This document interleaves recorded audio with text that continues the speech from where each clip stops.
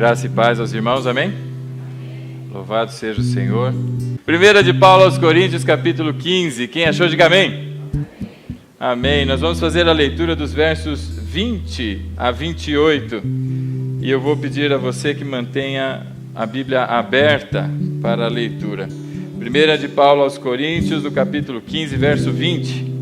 Diz assim a palavra do Senhor: Mas de fato Cristo ressuscitou dentre os mortos, sendo ele as primícias dentre aqueles que dormiram. Visto que a morte veio por meio de um só homem, também a ressurreição dos mortos veio por meio de um só homem, pois da mesma forma como em Adão todos morrem, em Cristo todos serão vivificados, mas cada um por sua vez. Cristo primeiro, depois quando ele vier os que lhe pertencem, e então virá o fim.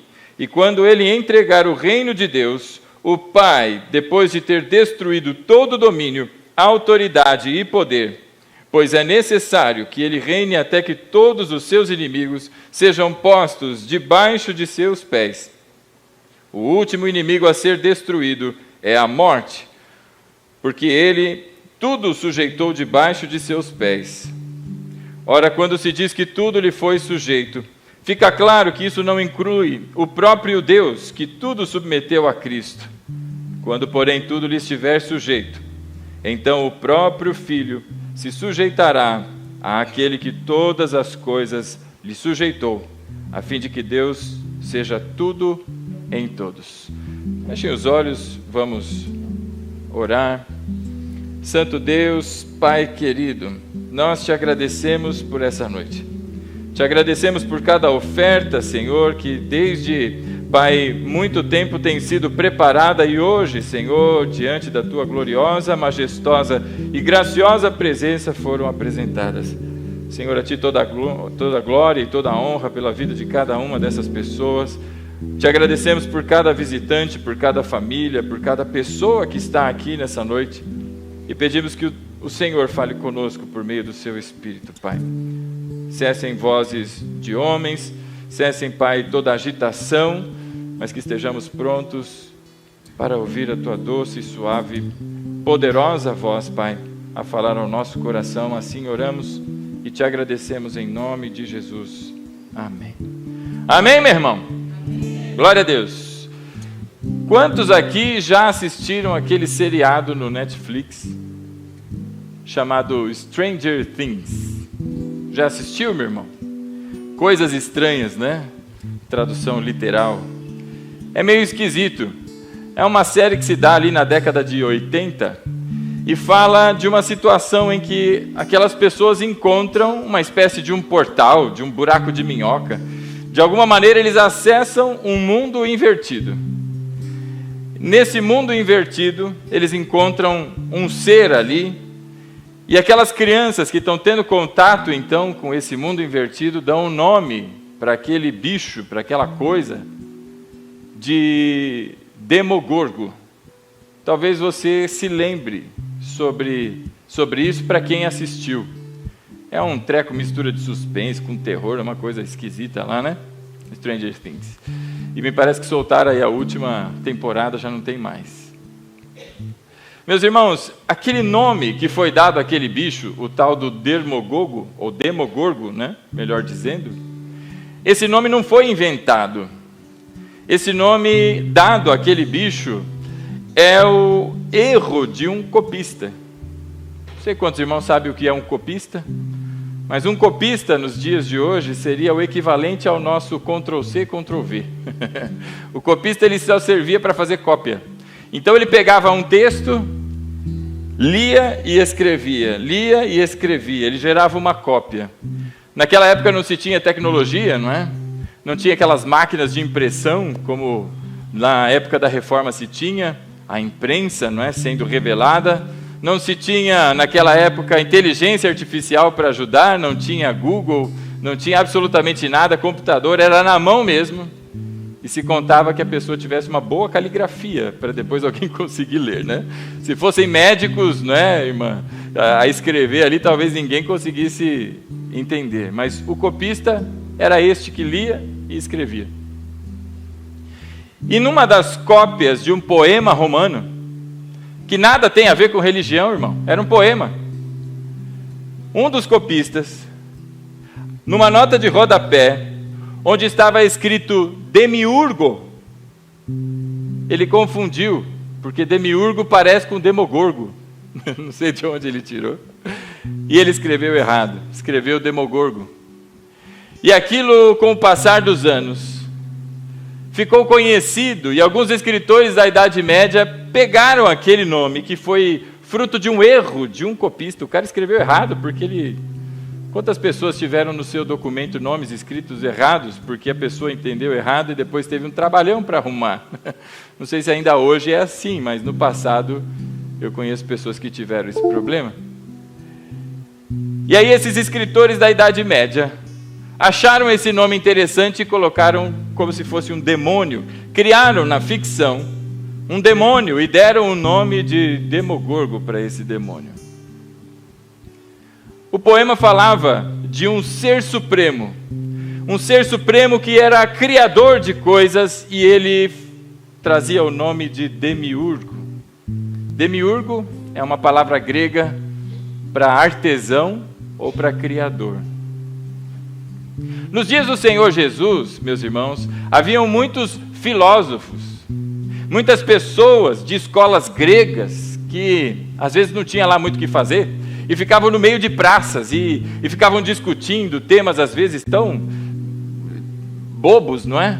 Mas entre as coisas que eles discutiam ideias, e ideias sobre o ser humano, sobre aquilo que é a natureza do ser humano.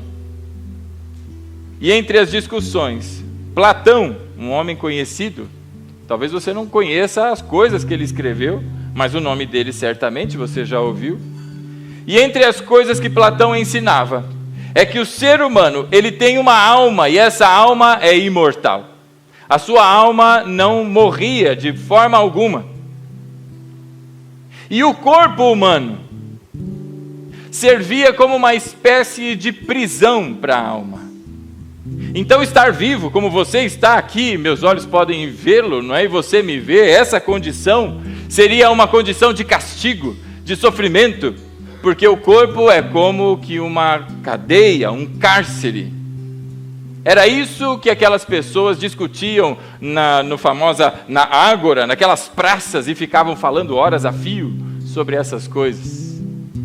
E então, para aqueles homens, morrer era a melhor coisa que poderia acontecer. Porque morrer era uma libertação, a tua alma finalmente seria liberta desse cárcere. E sairia por aí como uma fumacinha, e acabou. Essa era a existência humana. Segundo, e resumidamente, se tiver algum filósofo aqui, desculpe, minha intenção não é falar de Platão. Esse pensamento foi evoluindo, meu irmão, até que chegou nos dias do Senhor Jesus, porque Platão é bem antes, não é?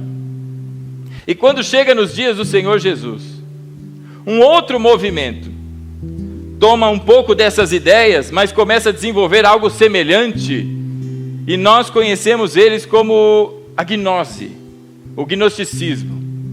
A gnose mudou um pouquinho esse conceito, e dizia o seguinte, que a alma, ela era sim imortal, porque ela era uma centelha divina. Sabe quando você, às vezes, raspa o pé? Cadê aquela mulherada que dá aquela rapada no pé? Não cai aqueles negocinhos do teu pé? Aquilo é teu pé, irmã, que está caindo. É coisa do teu pé. Segundo esses da gnose, essas coisinhas que caem são centelhas, pedacinhos, fragmentos minúsculos da divindade. E isso, um Deus inferior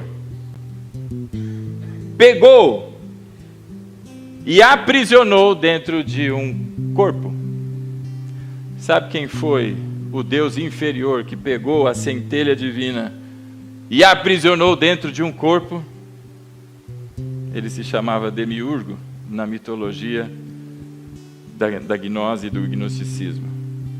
Então existia, segundo eles, um Deus superior, que era este sim, o Criador de todas as coisas. E havia um outro Deus, mas era menorzinho. menor em poder, menor em capacidade, e este agora reorganiza todas as coisas, e na maneira de reorganizar, esse Deus inferior pegou essa centelha e resolveu aprisioná-la num corpo humano. E eles diziam que a matéria, isso que você pega, né? Isso era muito mal, isso era ruim, e isso era como que uma cadeia para a alma. E então, de maneira muito semelhante, a gnose dizia que você precisava de salvação. E como que vinha a salvação? A salvação vinha pela gnose. E o que é a gnose? Senão conhecimento. E aí os gnosticistas diziam que pelo conhecimento você seria livre. E quando finalmente você morresse por causa do conhecimento, você estaria livre e a sua centelha voaria de volta e grudaria no pé desse Deus que raspou e deixou cair aquelas coisinhas. Essa era a gnose. E aí, meus irmãos, nós vamos observando a reação das pessoas pelo texto bíblico diante da pregação do Evangelho. Sabe, meus irmãos, quando você olha para Atos, no capítulo 17, eu vou pedir a você para que siga lá comigo.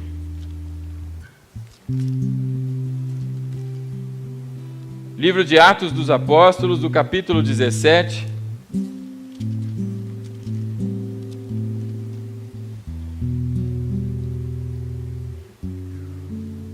O apóstolo Paulo está na sua segunda viagem missionária.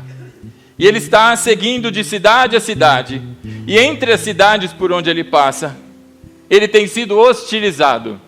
A pregação do Evangelho não é uma pregação que ela é bem aceita, mas o mundo rejeita, e rejeita veementemente a palavra do Senhor. Quantas pessoas se incomodam porque existe um crente no meio, seja no trabalho, seja na família? Quantas pessoas se incomodam porque existe ali alguém que conhece e fala da palavra de Deus? Porque a luz, meu irmão, ela incomoda as trevas. E está o apóstolo Paulo passando na sua segunda viagem missionária, até que ele chega em Atenas. E quando ele chega em Atenas, ele fica surpreso olhando aqueles muitos monumentos e muitos altares para vários tipos de deuses, e havia ali um Deus desconhecido. Mas eu queria que você prestasse atenção comigo na leitura, capítulo 17, verso 16, que vai dizer o seguinte: enquanto esperava por eles em Atenas, Paulo ficou profundamente indignado ao ver que a cidade estava cheia de ídolos, e por isso discutia na sinagoga com judeus e com gregos tementes a Deus, bem como na praça principal todos os dias com aqueles que por ali se encontravam. Paulo não perdia tempo, meu irmão, e anunciava em tempo e fora de tempo o Evangelho. E no meio da praça, não só na sinagoga, mas no meio da praça, onde esses filósofos, essas pessoas que tinham então o saber e o pensar desenvolvidos, ficavam ali, escutavam Paulo e começaram a se incomodar. O verso 18 diz: alguns filósofos epicureus e estoicos começaram a discutir com eles. E alguns então perguntaram: ora, o que está tentando dizer esse tagarela? E outros diziam: parece que ele está anunciando deuses estrangeiros, pois Paulo estava pregando as boas novas a respeito de Jesus e da ressurreição.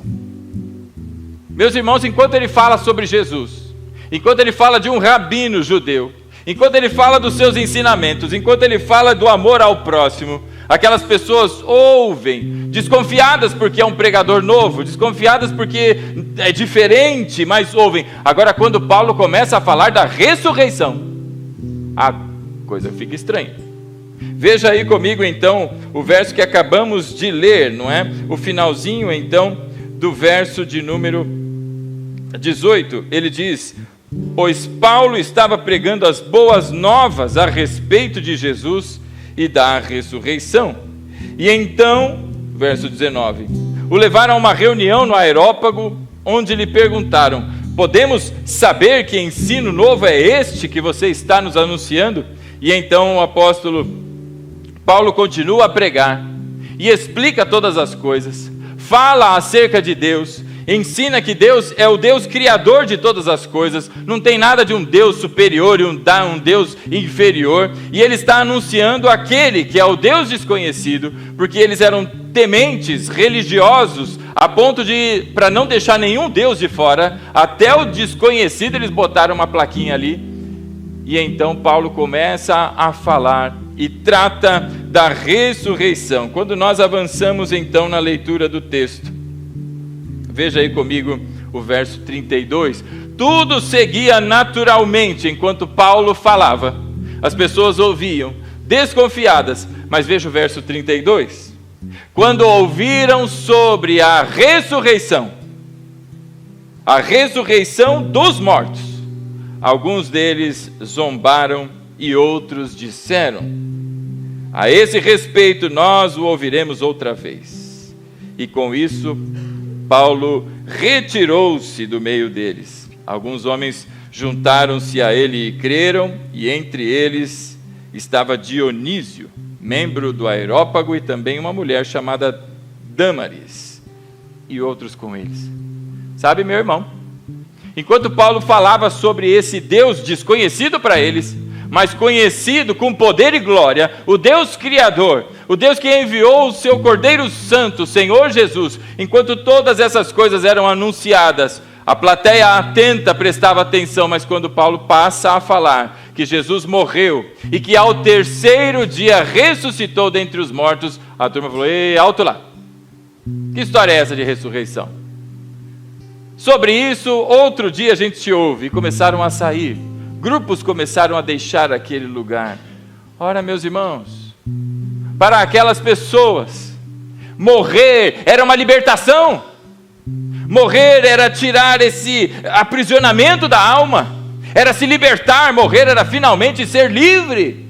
Seja uma centelha divina, seja uma fumacinha, o pensamento tosco que se tinha naquela época era que morrer era a melhor coisa que poderia acontecer. Aí vem um, chamado Paulo, e começa a dizer que Jesus ressuscitou dos mortos. Epa! Se eu sair do meu cativeiro, eu vou voltar para o meu cativeiro. Se o corpo era a minha prisão, agora ele volta para a sua prisão. Que história furada é essa? E ainda tem mais. Ele não só volta dos mortos, como ele disse que todos aqueles que creem nele também ressuscitarão. Ora, isso é demais. Então eu não quero crer nesse homem, porque crendo nele eu vou ressuscitar, e agora que eu estou livre desse cárcere, eu vou ressuscitar para voltar de novo para todo esse sofrimento, para quê? E então eles levantaram as mãos e disseram: chega, para mim já deu. Ouço dessa baboseira de você depois, em outra oportunidade, agora estou ocupado. Meus irmãos, Paulo, a palavra diz que sai de Atenas e ele segue para Corinto. Lá ele conhece pessoas, e de lá ele tem uma passagem em Éfeso. E Paulo é ativo, ele não detém em lugares, mas ele segue até que começa a sua terceira viagem missionária e finalmente chega em Éfeso, onde passa 3 anos. E lá de Éfeso, ele escreve a primeira epístola aos Coríntios. Estamos falando, meus irmãos, por volta do ano 55 depois de Cristo, aproximadamente. Para que você tenha uma ideia, os evangelhos, Mateus, Marcos, Lucas, ainda não estavam escritos e não circulavam. Essa epístola foi uma das primeiras, se não a primeira a ser escrita e a circular. E agora Paulo já tinha passado por Corinto, tinha ficado lá 1 ano e meio em Corinto, tinha pregado o evangelho, pessoas tinham então se convertido naquele lugar. Pessoas abandonaram os seus deuses pagãos e passaram a seguir ao único e verdadeiro, o Jesus Cristo, o Filho do Deus vivo, aquele que tem a mesma essência de Deus. Ele não é só um homem, ele é 100% homem e 100% Deus, e andou entre nós e realizou a obra da cruz para que todos nós que cremos em seu nome, como vai dizer Romanos capítulo 10, dos versos de 9 a 10. Coloque aqui para mim, por favor, Romanos 10, de 9 a 10. para que todo aquele que crê que Jesus Cristo é Filho de Deus, veja lá, se com a boca você confessar que Jesus é o Senhor e crer no seu coração que Deus o ressuscitou dentre os mortos, será salvo. Porque o coração se crê para a justiça e com a boca se confessa para a salvação. Sabe, meus irmãos, qual é o problema deste século? Qual é o problema da humanidade? É que a humanidade prefere ouvir homens e mulheres do que ouvir a Deus. Isso acontece com Eva lá naquele jardim, e passa a ouvir a serpente em vez de ouvir a Deus. Deus disse: não coma, porque se comer certamente morrerás. Ela olha para aquele fruto, na sua tentação, ouve a serpente dizendo que não vai morrer coisa nenhuma, e o que ela faz, irmão? Ela come. Qual é o problema da igreja hoje? A igreja hoje, e aqui eu me falo não só da nossa comunidade, mas de todos aqueles que se dizem cristãos, porque hoje, meus irmãos, há muitos que levantam a mão e dizem: eu sou cristão, eu sou testemunha do Senhor. Mas deixa eu lhe dizer uma coisa: você tem confiado em homens ou tem confiado em Deus? Como assim, pastor? Começa a partir daquilo que você considera de texto sagrado. Meus irmãos, se hoje nós não tomarmos cuidado com o que nós estamos lendo, você está lendo algo que é fruto de uma interpretação.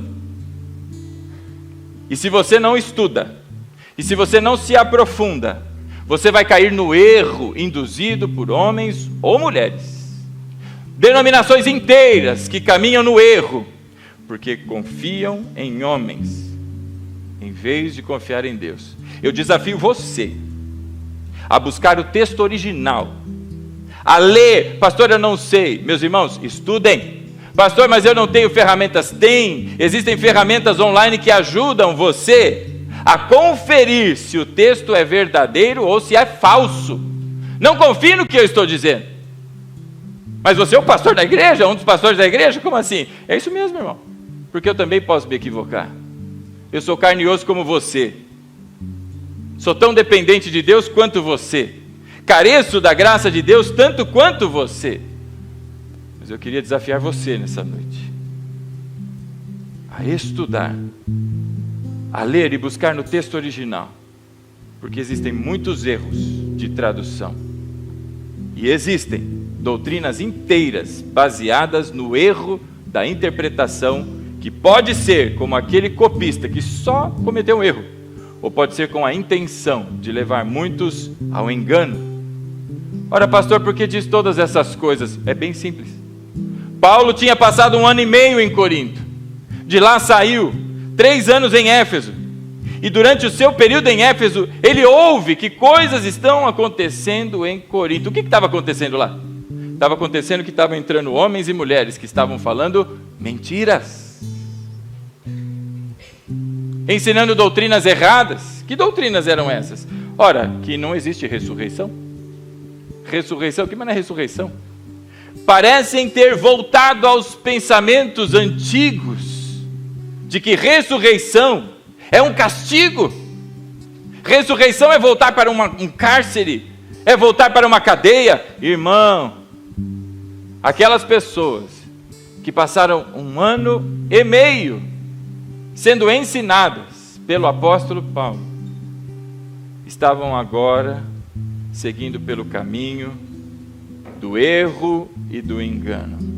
Não pense você que você é especial, porque você congrega na igreja A, porque você é filho de não sei quem, porque, meu irmão, pessoas estão sujeitas a erros. Só Deus tem a palavra que dura para sempre. Só Deus tem o Espírito que ilumina o entendimento. Por isso eu desafio você a consultar as Escrituras. Confie em mim não, mas vai atrás das Escrituras. E aqui no texto, no capítulo 15, o apóstolo Paulo se dedica, meu irmão, para nós é um capítulo inteiro, mas para Paulo, ele estava escrevendo uma epístola contínua, né? Mas para nós é um capítulo inteiro, 58 versículos, só para falar sobre a ressurreição. E eu peço a você que volte lá comigo então, no capítulo 15. da primeira de Paulo aos Coríntios.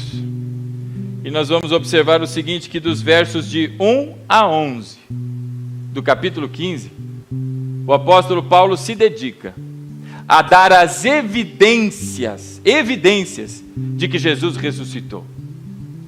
São dadas evidências, meus irmãos. Ele começa assim: irmãos, eu quero lembrar-lhes o evangelho que eu lhes preguei. Paulo diz assim: olha, eu passei um tempo aí, anunciei o evangelho da ressurreição de Cristo, mas eu quero lembrá-los, o qual vocês receberam e no qual estão firmes. Só se entra para o caminho de Deus por meio da pregação do evangelho, que gera fé no coração. Verso 2: por meio deste evangelho vocês são salvos. A salvação, meu irmão, a palavra de Deus diz que ela vem pelo ouvir, por meio da fé. Ao ouvir o evangelho, fé é gerada no coração, e quando há fé na palavra do Senhor, fé em Cristo Jesus, como lemos em Romanos capítulo 10, versos de 9 a 10, esta pessoa é salva. Não é o que você faz ou deixa de fazer, você não tem competência, você não tem esforço que seja suficiente, só Deus tem o que nós precisamos. Não confie em homens.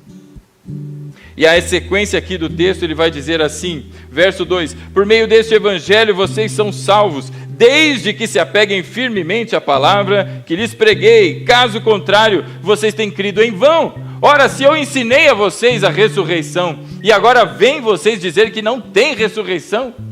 Ora, esse foi o evangelho que eu recebi, e o que eu recebi eu passei a vocês, e recebi diretamente do Senhor Jesus, diz o apóstolo Paulo. A sequência então, verso 3: pois o que primeiramente lhe transmiti foi o que eu recebi, que Cristo morreu pelos nossos pecados, segundo as Escrituras, foi sepultado e ressuscitou no terceiro dia, segundo as Escrituras, e apareceu a Pedro e depois aos 12. Meus irmãos, quando Paulo se refere às Escrituras, é o que nós conhecemos hoje como Antigo Testamento. São os profetas, são os salmos, são os livros históricos falando sobre a vinda do Messias. Quantos momentos nós encontramos em salmos citando todas essas referências acerca de Jesus? Segundo as Escrituras, veio o Messias. Segundo as Escrituras, ele morreu em nosso lugar, pagou pelo preço que nós não seríamos capazes jamais de pagar, através da sua morte, numa sexta-feira. E eu não sei se você sabe, mas hoje, domingo, se este fosse o ano da crucificação de Jesus, este seria o domingo da ressurreição. Sexta-feira foi exatamente a mesma sexta-feira, estamos numa coincidência de calendários aqui. Não exatamente o mesmo dia, dia da semana, não é? E ele afirma que Jesus ressuscitou então. E aí essa afirmação é seguida de passagens bíblicas, dizendo que as Escrituras falavam. Meus irmãos, homens que viveram séculos antes da vinda do Senhor Jesus. E cada um dos detalhes que foram profetizados, cada um deles se manifestaram diante dos olhos daquelas testemunhas. Paulo então continua, verso 5: e apareceu a Pedro, depois aos 12, e os 12 aqui uma referência ao colégio apostólico, já eram 11, porque a essa altura, não é, Judas já havia se suicidado, mas houve uma apresentação primeiro a Pedro. E por que a citação de Pedro? Porque quem conhece a história sabe que ele o negou diante daquelas pessoas, por 3 vezes o negou. Então, se Pedro viu, tendo ele negado, e Pedro é testemunha ocular, isso tem força para que você compreenda a argumentação do apóstolo Paulo. Verso 6: depois disso apareceu a mais de 500 irmãos de uma só vez. Meus irmãos, haviam pelo menos 500 pessoas que poderiam testemunhar. Eu vou acreditar em Pedro nada? Pedro andava com ele, Pedro está macumunado com o Senhor Jesus. 500 pessoas de uma única vez viram o Senhor Jesus. Alguém pode dizer, é alucinação coletiva. 500 pessoas bateram a cabeça de uma vez e viram o Senhor Jesus. Não, meus irmãos. E Paulo diz mais, inclusive existem dentre esses 500 aqueles que ainda estão vivos. De maneira em que você está com dúvida, vai dar uma volta e vai perguntar. Esse não é um privilégio que nós temos mais. Mas são evidências que tinham naquela época e Paulo estava argumentando. Não foi um só, e não foram só aqueles que andavam numa intimidade com ele. Mas 500 outras pessoas viram. E ele continua dizendo então, verso 7. Depois apareceu a Tiago e então a todos os apóstolos. Agora, depois de citar Pedro, depois de citar o colégio apostólico, depois de citar 500 pessoas que o viram, ele cita Tiago. Há dúvidas aqui se ele fala do apóstolo Tiago ou se ele fala do seu meio-irmão chamado Tiago. Porque sim, Jesus tinha um irmão, filho de Maria e José, tinha outros irmãos também, mas um deles se chamava Tiago. E quando nós olhamos para os evangelhos, a palavra vai dizer que os seus irmãos não acreditavam nele. Os seus irmãos disseram certa vez que ele não batia bem da cabeça, que ele estava ficando louco, e tentava tirar ele do meio da multidão, porque se preocupavam com a integridade de Jesus. Maria estava no meio, viu, irmão? Só para avisar. Achavam que Jesus não estava batendo bem da cabeça. E entre esses estava Tiago, seu meio-irmão. Agora Paulo cita aqui no versículo 7, e depois apareceu a Tiago. Essa referência, esse apontamento, parece indicar, há dúvidas aqui a esse respeito, mas parece indicar que ele está falando exatamente do seu meio-irmão. Ora, por quê? Porque ele não acreditava, achava que era uma fraude, mas agora ressurreto, ele viu o seu meio-irmão agora vivo, depois de ter sido crucificado, 3 dias morto e padecendo numa gruta, agora estava em pé diante dele, ele viu as marcas. Como agora não acreditar? Como Tomé pôs as suas mãos, porque há quem acredite que Jesus não ressuscitou na carne. Tomé tocou em Jesus, as pessoas viram. Meus irmãos, a Bíblia fala sobre espíritos e espíritos malignos. Você está vendo algum por aqui? Seus olhos enxergam algum? Mas eles existem, estão entre nós. Então, se Jesus houvesse ressuscitado somente em espírito, quantos teriam visto? Senão que ele ressuscitou em carne, tendo sido visto, tocado, e andou com aquelas pessoas, comeu, se alimentou junto com elas, demonstrando que ele ressuscitou verdadeiramente. E depois de se apresentar a Tiago, este meio-irmão de Jesus, que se torna então uma forte liderança entre os judeus convertidos em Jerusalém, ele também se apresenta agora aos apóstolos, não é? Diz aqui Paulo, indicando que no começo eles estavam com preocupações, com medo, sem entender direito, mas agora já tendo caminhado, e quem sabe essa referência do apóstolo Paulo não tenha sido o tempo dos 40 dias que passou Jesus com eles, e ao final, dando as suas instruções, não é? Subiu ou ascendeu aos céus. O versículo 8 continua dizendo assim, e depois destes apareceu também a mim, como a um que nasceu fora do tempo. Pedro negou. Tiago, sendo o seu meio-irmão, não acreditava nele. E agora Paulo, ora, que evidências são essas, meus irmãos, senão de alguém que era perseguidor da igreja. Agora não só perseguia a igreja, como testemunhou morte de pessoas pela sua fé em Cristo. Agora este que perseguia a igreja é sua testemunha. Jesus ressuscitou.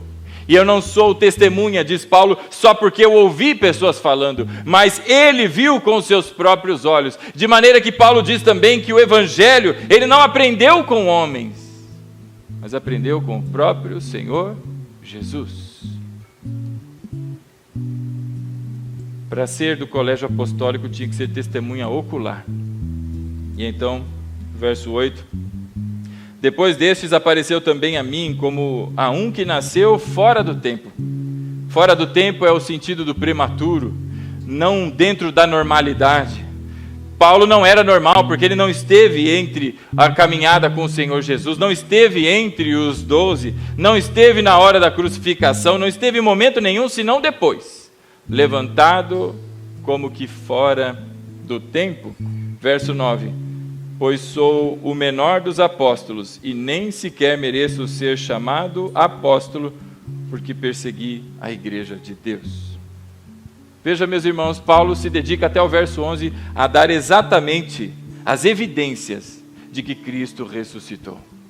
São tantas evidências da ressurreição de Cristo que há mais de 2000 anos pessoas tentam colocar isso como uma grande mentira. O diabo tenta, pessoas mal intencionadas tentam, mas há mais de 2000 anos continuam tentando e não conseguem. Posso lhe dizer uma coisa, um spoiler? Talvez tentem por mais 1000, 2000 anos. E vão continuar fracassando, porque Ele ressuscitou. Louvado seja Deus, Ele vive, irmãos. Vivo está. E aí, a partir do verso 12, meus irmãos, até o verso 20, o apóstolo Paulo se dedica a dizer por que a ressurreição é tão importante. Meus irmãos, a ressurreição é o que sustenta, é o eixo central da fé cristã. E aí ele começa dizendo assim: ora, se está sendo pregado que Cristo ressuscitou dentre os mortos, como alguns de vocês estão dizendo que não existe ressurreição dos mortos? Se não há ressurreição dos mortos, também Cristo não ressuscitou. E se Cristo não ressuscitou, é inútil a nossa pregação, como também é inútil a fé que vocês têm. De maneira em que, se Cristo não tivesse ressuscitado, nós todos estaríamos aqui a perder tempo. Porque a nossa esperança não é para essa vida. A nossa esperança não está aqui, no que a gente é capaz de fazer.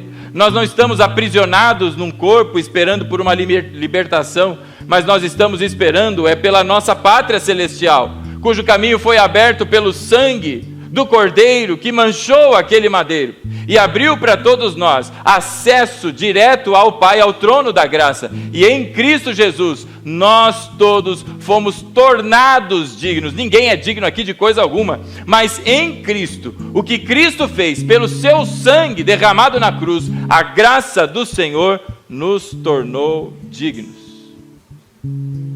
Por isso eu digo a você, meu irmão, não confie em mim não, confie no que diz as Escrituras. E se você tem um exemplar bíblico em casa, leia comigo então. Eu vou pedir a você que siga comigo lá para Colossenses, no capítulo 1.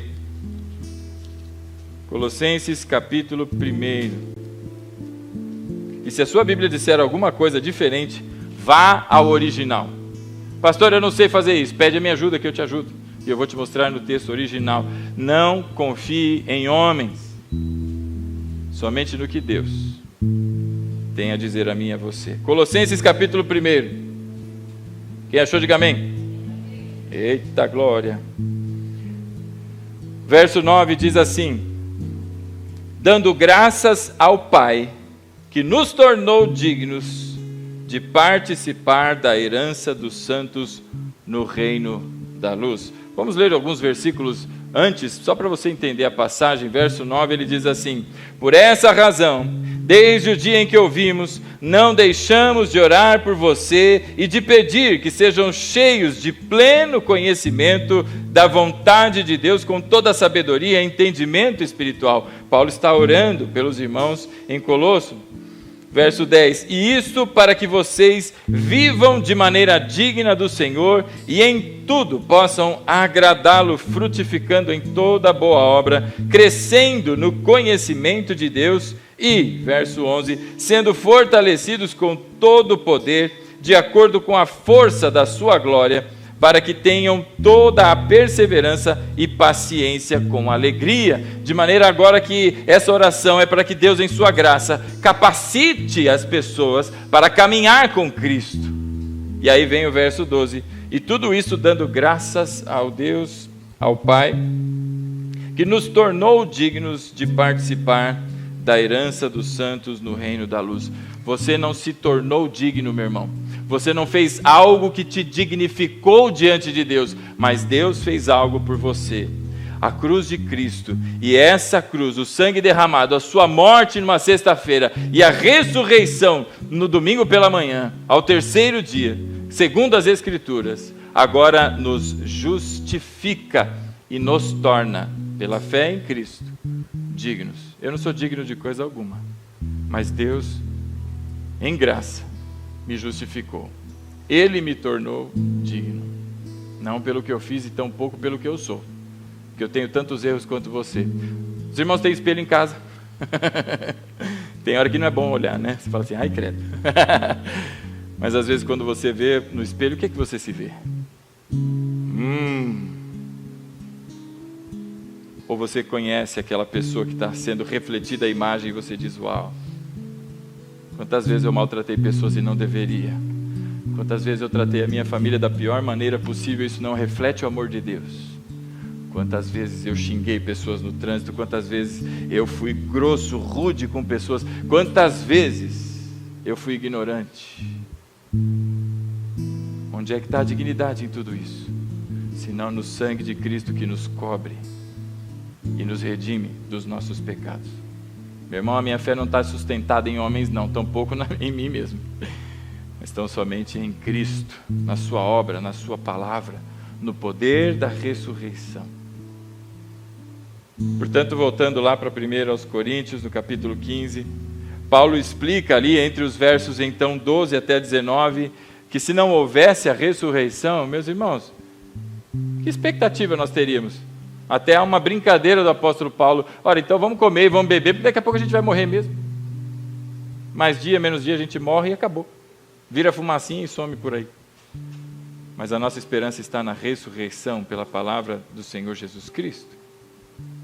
E então, a partir do verso 20 até o verso 28, que foi o texto que nós começamos a ler, agora o apóstolo Paulo se dedica a explicar 3 coisas muito importantes para todos nós, para a sustentação da nossa fé. Primeira coisa que ele explica, existe um Redentor. Segunda coisa que ele explica, há aqueles que são redimidos. E a terceira coisa que ele explica é a redenção. Redentor, redimidos, redenção. Acompanhe aí comigo o verso 20 do capítulo 15. Não feche sua Bíblia. Verso 20 diz assim, mas de fato Cristo ressuscitou dentre os mortos, sendo ele as primícias dentre aqueles que dormiram. Visto que a morte veio por meio de um só homem, também a ressurreição dos mortos veio por meio de um só homem, pois da mesma forma como em Adão todos morrem, em Cristo todos serão vivificados. Existe o Redentor, o seu nome é Jesus Cristo, Filho de Deus, que veio a este mundo, o justo que pagou pelos injustos. E agora Paulo diz que da mesma maneira como a partir de um único homem, todo o gênero humano foi maculado pelo pecado, a semente de Adão se multiplica, e essa semente é uma semente corrupta, contaminada pelo pecado. E por causa do pecado, a Bíblia diz que existe um salário para ele. O pecado é trabalho, e o trabalho merece salário, e o salário do pecado, diz a Bíblia, é a morte. Mas a partir de Cristo, em que a Bíblia chama de primeiro, aliás, o último Adão, se não o segundo Adão, da mesma forma como através de um único homem, o pecado se espalhou e com o pecado a morte, agora a partir de um único homem, o Senhor Jesus, todos aqueles que agora manifestam fé, que Ele é o Filho de Deus, que veio a este mundo, morreu naquela cruz e ressuscitou ao terceiro dia, estes agora são salvos. E existe agora a ressurreição, a expectativa da ressurreição para estes que agora estão em Cristo. Ora, como isso acontece? É muito simples, irmão. Por isso que a Bíblia fala sobre um novo nascimento. Enquanto nós temos união com Adão, a minha natureza é a mesma de Adão, há uma descendência, há filhos e filhos que geram filhos e filhos que geraram filhos e bisnetos, até chegar em você. Você está unido com Adão. Mas a palavra do Senhor diz que aquele que manifesta a fé em Cristo, por causa da sua fé, há um novo nascimento. nascem da água e do Espírito. Uma nova criatura foram feitas, não mais a semelhança do primeiro Adão, mas agora a semelhança e pela semente do segundo, se não o último Adão, o Senhor Jesus Cristo, e nascem agora de maneira espiritual. Há uma ressurreição. O Espírito que estava morto agora é ressuscitado pelo poder do Espírito Santo, mediante a fé que o Senhor, com graça, pôs no coração daquela pessoa. E por causa disso, meu irmão, porque há um novo nascimento, o novo não tem parte com o velho, o novo é descendência de Cristo, é a partir dele, e por isso a Bíblia diz que a partir de Jesus Cristo, todos agora que creem nele, têm vida e vida eterna. Diz aqui o apóstolo Paulo, verso 22, pois da mesma forma como em Adão todos morrem, em Cristo todos serão vivificados. O Senhor agora traz uma nova natureza, uma nova criação. Existem pessoas que dizem assim: eu não fui criado por Deus, criado foi Adão, eu sou criatura. Não, meu irmão, você tem que ler a Bíblia. Efésios 2:10 vai dizer que nós somos feitura de suas mãos, criados em Cristo Jesus, para o cumprimento das boas obras que de antemão o Senhor preparou para que nelas vivêssemos. Se você é regenerado, você é nova criatura, criado pelas mãos e pelo poder de Deus em Cristo. Por isso aqui se apresenta, o apóstolo Paulo apresenta o Redentor. Em seguida, verso 23, ele apresenta para todos nós os redimidos, não é? No verso 23, ele diz assim: mas cada um por sua vez, Cristo o primeiro, depois, quando ele vier, os que lhe pertencem.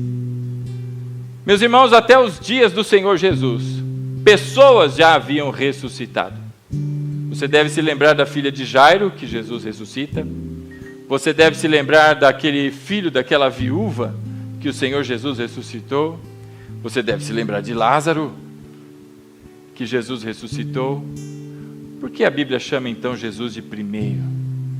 Porque todos esses que haviam ressuscitado enfrentaram novamente em algum momento a morte. Mas Jesus é o primeiro que ressuscita dentre os mortos e nunca mais enfrentará a morte, porque ele venceu a morte.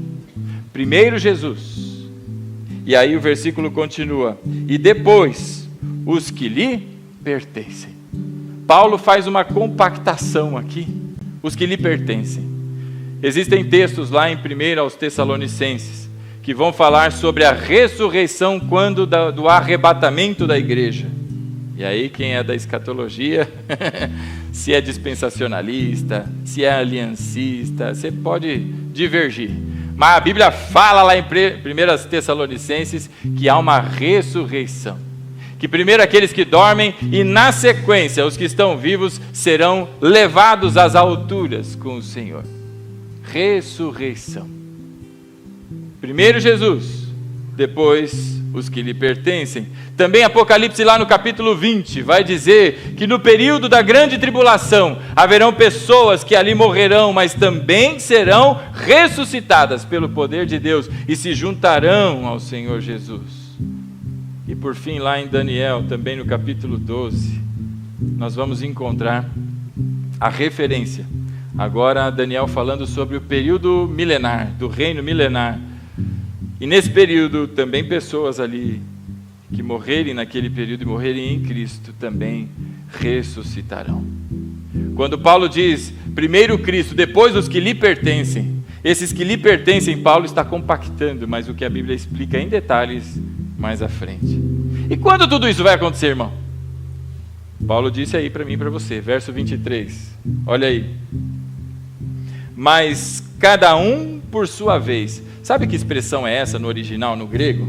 Cada um por sua vez? É uma expressão militar. Está dizendo a ordem que um destacamento segue militarmente. Quem que vai sobre o comando de um destacamento militar? Quem vai à frente é o general. Você já assistiu filmes em que vão lá, seja o rei, seja o grande general, montado no seu cavalinho, tic, tic, tic. Atrás dele alguns líderes, comandantes, sei lá eu, e para trás dele todo aquele mundaréu de exército caminhando, né? O que Paulo está trazendo aqui é exatamente essa figura do grande rei, desse grande general que é o Senhor Jesus. Então, verso 23, mas cada um por sua vez, Cristo o primeiro. E aí o que vai acontecer? Quando ele vier, Cristo o primeiro já aconteceu, louvado seja Deus por isso. Agora quando ele vier, porque a palavra nos ensina que o Senhor Jesus volta, a famosa parousia, a sua segunda volta, e quando ele vier, todos os que lhe pertencem também serão ressuscitados. Meus irmãos, ressurreição não é um castigo, mas é um presente de Deus para mim e para você, para que nós vivamos eternamente, e eternamente ao seu lado, para aqueles que estão em Cristo. E então, quando Jesus vier, diz o verso 23, os demais que lhe pertencem serão também ressuscitados. E a partir do verso 24, meus irmãos, começa a descrição da redenção, deste dia, quando ele vier, dos acontecimentos, verso 24, e então virá o fim. E então virá o fim quando ele entregar o reino a Deus, o Pai, e depois de ter destruído todo domínio, autoridade e poder, pois é necessário que ele reine até que todos os seus inimigos sejam postos debaixo dos seus pés. O último inimigo a ser destruído é a morte. Cada um deles está sendo colocado debaixo dos pés, como um grande rei sentado no seu trono, o Senhor Jesus, e os seus inimigos, um a um, colocados debaixo. E o último é este, a morte, pela ressurreição, quando o Senhor der a sua voz de comando. Na ressurreição de Lázaro, há pregadores que fazem comentários do tipo, ora, ainda bem que Jesus disse, Lázaro, venha para fora, porque se não tivesse falado Lázaro, toda aquela multidão de mortos sairia, não é? Pela voz poderosa do Senhor Jesus. Esse dia virá, meu irmão, quando o Senhor voltar, todos aqueles que estão mortos serão ressuscitados. Todos. Aqueles que morreram em Cristo ressuscitarão para a vida. E os que morreram na rebeldia, na ignorância da sua estupidez, por terem rejeitado o Filho de Deus, por terem crido em doutrinas de homens e não terem crido na palavra do Senhor, porque não foram conferir, não foram verificar as evidências presentes, mas acreditaram em instituições, acreditaram em homens, mulheres, pessoas de grande expressão. Estes que resolveram crer em balelas e engodos humanos, ressuscitarão para a morte, por sua própria escolha. E então o verso 24, até o verso 28, todas essas coisas são apresentadas acerca da redenção. Verso 29 diz assim, se não há ressurreição, que farão aqueles que se batizam pelos mortos? Se absolutamente os mortos não ressuscitam, por que se batizam por eles? Também nós, porque estamos nos expondo a perigos a todo tempo? Todos os dias enfrento a morte, irmãos, e isso digo pelo orgulho que tenho de vocês em Cristo Jesus, o nosso Senhor. Se foi por meras razões humanas que lutei com feras em Éfeso, que ganhei com isso? Se os mortos não ressuscitam, comamos e bebamos, porque amanhã morreremos.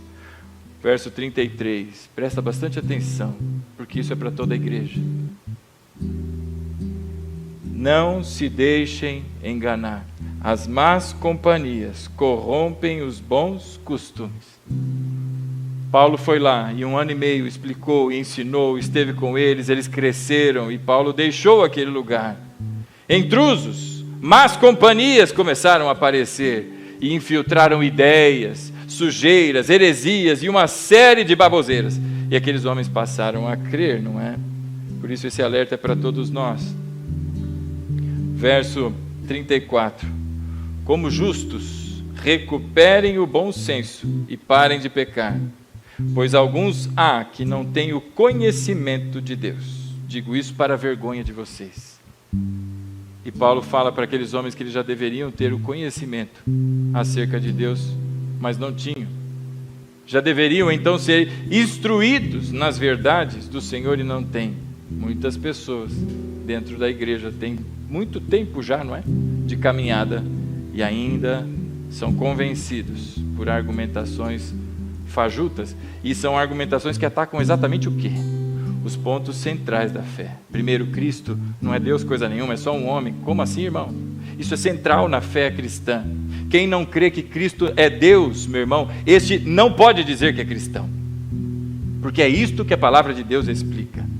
E por isso eu digo a você, não creia em homens, tampouco em mim. Vá buscar no texto original, não numa tradução de Bíblia que você tenha em casa, porque ela pode também ter sido intencionalmente alterada.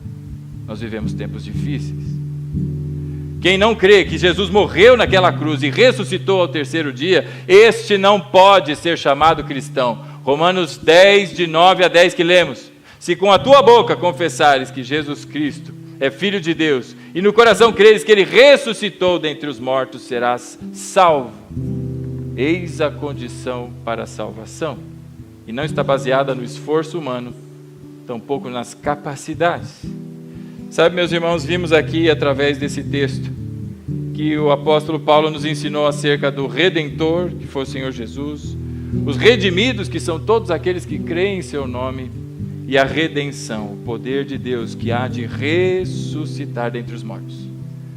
Ao final de tudo isso, lá no capítulo 15, no verso 58, o apóstolo Paulo nos dá algumas instruções. Ele diz assim: portanto, meus amados irmãos, mantenham-se firmes, porque os tempos são difíceis, e que nada os abale, não sejam essas más companhias e pessoas mal intencionadas.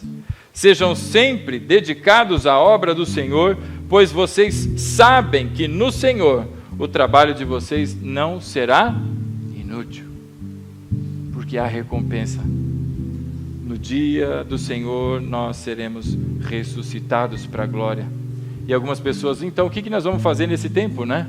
Aí vem as grandes contradições com o texto sagrado. Pessoas vão dizer que a gente dorme, mas está escrito, pastor, que aqueles que dormem, está dormindo não, irmão. Jesus, quando morreu naquela cruz, antes da sua morte, antes de entregar a sua vida, o que ele disse para aquele ladrão? Ainda hoje estarás comigo no paraíso. Jesus nos disse, ainda hoje você vai dormir num sono bem gostoso, vai esperar um tempão, e depois, em algum momento eu acordo você, pode deixar, que meu despertador não falha. Meu despertador acorda certinho. Ainda hoje estarás comigo no paraíso, disse o Senhor Jesus. Quando o Senhor conta uma parábola falando sobre a ressurreição, porque as pessoas acreditavam, bom, se alguém vier dentre os mortos e disser como é que funciona depois, a gente vai crer. E Jesus conta uma parábola, meu irmão, que tira todas as cortinas da frente. Ele diz que aquele que era o mendigo chamado Lázaro morre, e morre também aquele rico. O rico acorda num lugar de sofrimento. Ainda não é o sofrimento eterno, é um lugar temporário de sofrimento, até que venha a segunda morte, como o Apocalipse chama. E Lázaro desperta num lugar de descanso, e ali há um diálogo, e aquele rico tenta a todo custo se aliviar, e ele só ouve não, até que por fim ele diz, pai Abraão, mande alguém, pelo amor de Deus, vá falar com a minha família. Consciência, minha família, tempo paralelo, presente. Vá, mande alguém para falar com a minha família, para que eles creiam que essa palavra, esse evangelho é verdadeiro, porque eu não crio, olha onde eu vim parar. Mas para que alguém lá, pelo menos, creia e não venha parar onde eu estou. E a resposta é não, porque eles têm os profetas, eles têm o evangelho, eles têm os irmãos para pregar e anunciar a verdade. Mesmo tendo Cristo ressuscitado dentre os mortos, ainda há aqueles que não acreditam. E então, meus irmãos, Paulo no verso 58 diz, irmãos, sejam dedicados, sóbrios, firmes, se dediquem às coisas do Senhor, porque mais dia ou menos dia, sim, todos nós passaremos pela morte, se o Senhor não voltar antes. Mas quando isso acontecer, eu não estarei perdido, Eu não serei uma centelha que vai voltar para o pé de alguém que raspou o seu pé celestialmente. Eu não vou ser uma fumacinha que vou ficar solto por aí num cosmos, mas eu vou para junto do meu Pai. Todos aqueles que morrerem em Cristo, diz o Senhor Jesus, ainda que estejam mortos, viverão e estarão com o Pai. Mas então quem está dormindo? Ora, é o corpo, meu irmão. O corpo está debaixo da terra, foi enterrado. O espírito volta para Deus e espera lá, espírito, alma, consciência, está tudo lá junto com Deus, assim como ele descreve naquela parábola. Não tem ninguém em sono. E não tem essa sensação de tempo, porque é um lugar em que tempo não existe, porque é uma criação, o Cronos. Portanto, meus irmãos, nessa noite que celebramos a Páscoa, nós celebramos a vitória da vida sobre a morte. Nós celebramos que Cristo sim ressuscitou dentre os mortos. Pode procurar à vontade, não vão achar ossos, não vão achar vestígios, não vão achar escrituras que falem o contrário, senão coisas forjadas, porque há mais de 2000 anos tentam e não conseguem, porque essa é a verdade do Evangelho. Cristo ressuscitou. E diante dessa verdade gloriosa, meus irmãos, lá em João, no capítulo 14, eu peço a você que siga lá comigo. Jesus, antes de ressuscitar a Lázaro, ou melhor, depois da ressurreição de Lázaro, Jesus lá naquele momento, ele disse: eu sou a ressurreição e a vida. Aquele que crê em mim, ainda que morto, viverá. Depois no capítulo 14, meus irmãos, você que abriu aí comigo, o verso 19 diz assim: dentro de pouco tempo o mundo não me verá mais, vocês porém me verão, porque eu vivo, vocês também viverão. Porque eu vivo, vocês também viverão. Ele vive e nós com ele vivemos. A passagem que nós lemos começa dizendo que Jesus é a primícia dentre os mortos. Primícia, meus irmãos, primeiros frutos. Para quem é agricultor, talvez isso seja mais fácil de entender, para a gente que é acostumado aqui na vida urbana, menos. Mas quando você prepara uma plantação, você vai observando os sinais daquela plantação, e as plantas vão crescendo, os brotos vão se formando, e de repente eles vão dando sinais, e aí vem os primeiros frutos. Qual é o sinal dos primeiros frutos? Senão que a colheita está próxima, está chegando o tempo de que todas agora deem frutos.